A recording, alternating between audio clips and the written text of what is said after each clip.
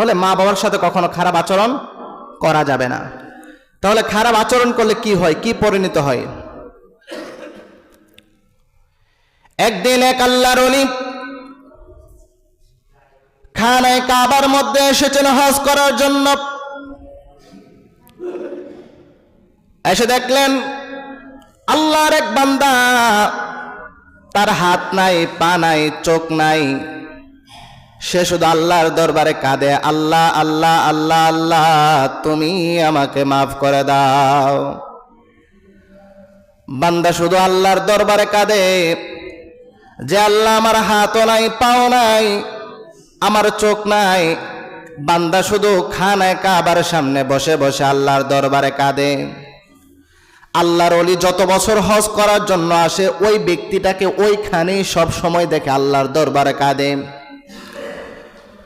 যখন সব সময় তাকে দেখা হলো, একদিন আল্লাহর ওলি প্রশ্ন করল,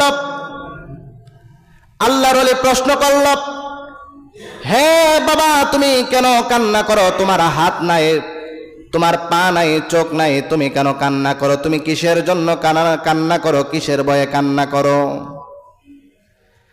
অন্ধ লোক ডাক দেয়া বলে, আপনি কে? আমি আপনার কাছে প্রশ্নের উত্তর দেব। তখন বললেন, আমি হলাম শিবলি নুমানি। তখন বললেন, হুজুর, আমি আপনার কাছে কি বলতে চাই? আপনি আমার কাছ থেকে কি শুনতে চান বলুন। হে আল্লাহর বান্দা, তোমাকে আমি যত সময় আসি, যখনই আসি হজ করার জন্য, খানায়ে কাবার মধ্যে দেখি তুমি আল্লাহর কাছে কাঁদো, আল্লাহ আল্লাহ আল্লাহ, তুমি আমাকে মাফ করে দাও, ক্ষমা করে দাও, আমি আর পাপ করব না। তোমাকে সব সময় দেখি আল্লাহকে ডাকো আর ক্ষমা চাও, তোমার কি হয়েছে আমার কাছে বলো। ওই লোকটা ডাক দেয়া বলেন, হুজুর,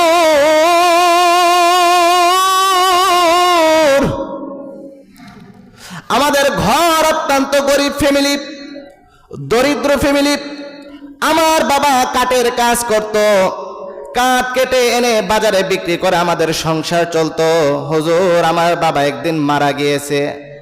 আমি তখন ছোট ছিলাম, দোলনার মধ্যে ছিলাম।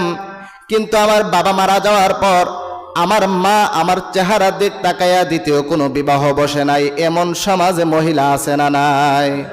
এমন মা আছে না নাই? যে অনেক আমি দেখেছি, আমার আপন জনদের মধ্যে এমন আছে যে সন্তানের দিক তাকায় সে আর বিবাহ করে নাই। মা তার সন্তানের দিক তাকায় বিবাহ বসে না, নিজের সুখগুলা বিসর্জন দিয়ে দেয়। এমনও সংসার আছে, মেয়েরা বলে শুধু তোমার সংসার আমি করে আমার সন্তানদের জন্য, কত দুঃখ হয়, কষ্ট হয়, আমি সন্তানদের জন্য তোমার সংসারটা আমি ছেড়ে দেই না। ওই লোকটা ডাক দিয়ে বলল, হুজুর, আমার মা আমার দিক তাকায়া কোনো বিবাহ করে নাই। ছোট ফ্যামিলি, আমার কোনো সংসারের মধ্যে আমার মা বাহিরে কাজ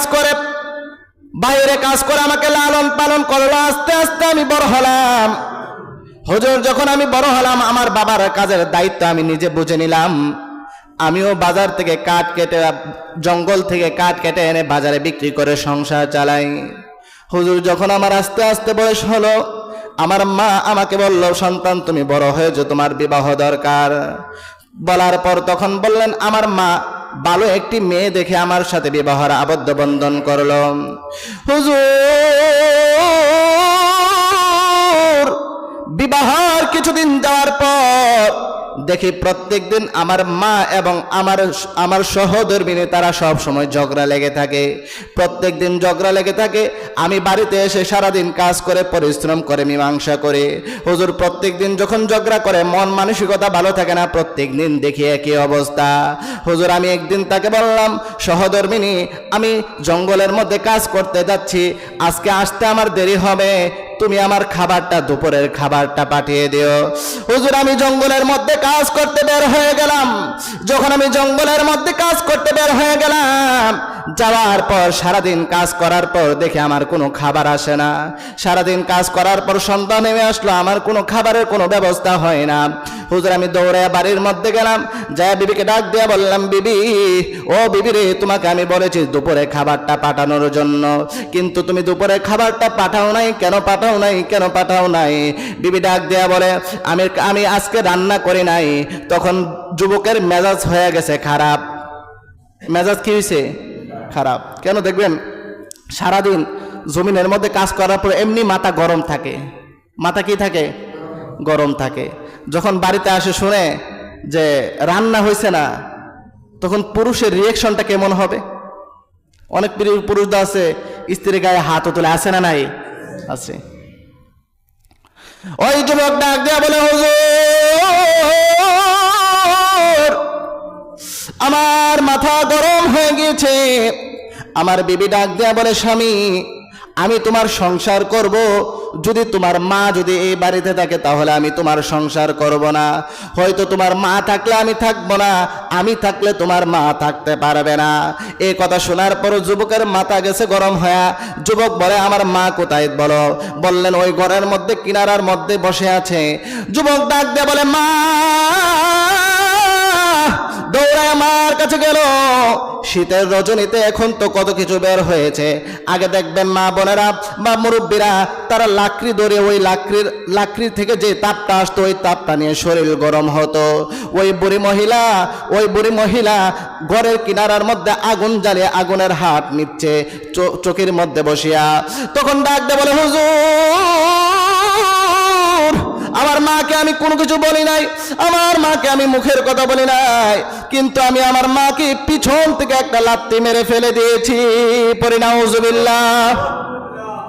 হুজুর আমি আমার মাকে যখন লাথি মেরে ফেলে দিলাম, হুজুর আমি আমার মাকে তারপর ধরে দেখি আমার মা আর দুনিয়াতে নাই। হুজুর আমি হতবাগা হয়ে গেছি, আমার মাথার মধ্যে হাত পড়ে গিয়েছে। আমি কি করলাম? যেই মা আমার মুখের দিকে তাকাইয়া ছোটবেলা বাবা মরে গেছে, ছোটবেলা বাবা হারিয়ে ফেলেছি, মা আমার চেহারার দিক তাকাইয়া কোনো বিবাহ বসে নাই। ওই মাকে আমি এটা কি করলাম হুজুর?